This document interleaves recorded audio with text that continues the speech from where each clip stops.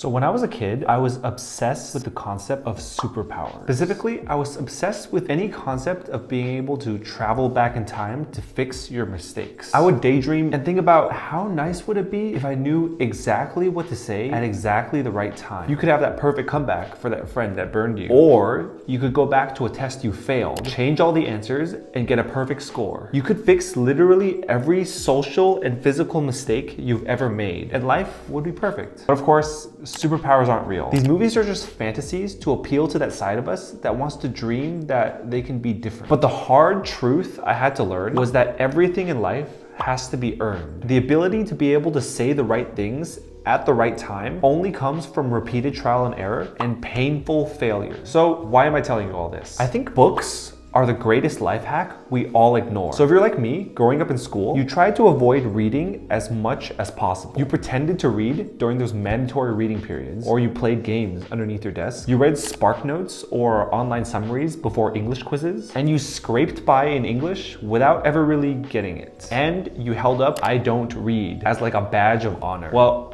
that was me. And in school, every teacher tries to emphasize the importance of reading. But the thing they fail to emphasize is, why is it important? They told us that it would help you improve your vocabulary, improve your writing, help you score higher on your SATs. Great. But to a kid, that doesn't really mean that much. Most of what we consume and study in school is literature, which, don't get me wrong, has a lot of value, but it didn't make reading the life-changing skill that it was promised to be. When I was in college, and even after college, I was massively lazy. I had no real drive, no ambition in life. All of my goals were things that I looked at in the distance without any real ambition to go and chase them. I would go on really long, crazy YouTube binges that really didn't add that much to my life. It was just stuff that was enjoyable in the moment. And one day, a video I watched recommended me towards a book. The book was How to Win Friends and Influence People. And I thought, why not? I'll try it. And as soon as I got through the first chapter, I was immediately hooked. Everything in that book was a life lesson that I could take and actively apply to parts of my life. I had never felt that feeling of being so entranced by a book. And then I thought, what else could I read and apply to my life? And this in itself has like a snowball effect. Once you catch and learn that really important life lesson from a book, you just want to read more and more and more books like it. For me, this process of reading, learning new skills, and applying them to my life became sort of like an addiction. This started to bleed into everything from my work, my friendships, even the YouTube videos I watched.